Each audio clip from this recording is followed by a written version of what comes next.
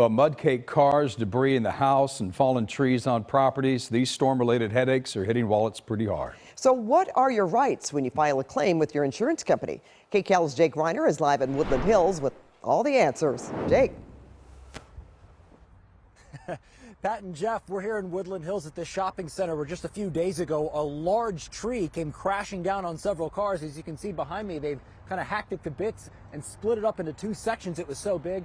The other section over there in front of the new Mendocino Farms, also still on scene, these damaged vehicles, and there's several of them here.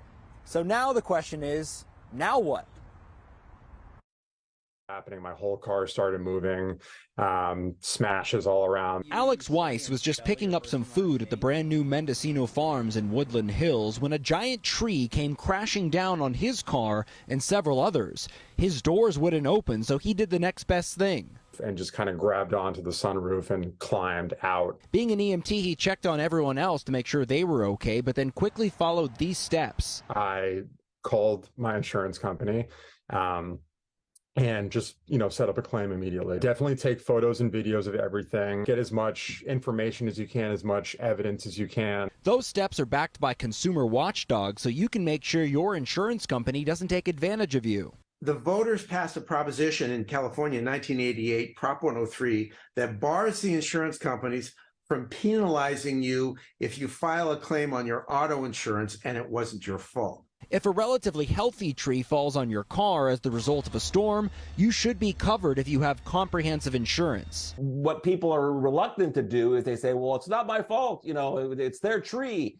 And that might be true. The good news is in California, that type of a claim for a vehicle, a tree falling on it, for example, is considered a comprehensive claim. Homeowners insurance is completely different, so it's extremely important to get your ducks in a row and properly maintain trees that are on your property. If a tree falls on your house, as long as you weren't negligent in maintaining that tree, your homeowner's insurance coverage will take care of it.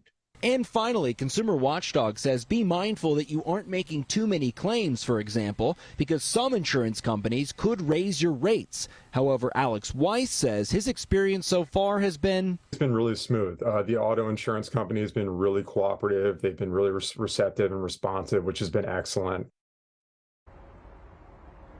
Back live, another smashed vehicle still left in this parking lot. One other thing that we should note is that flood insurance is completely different from homeowners insurance and is often not covered under some home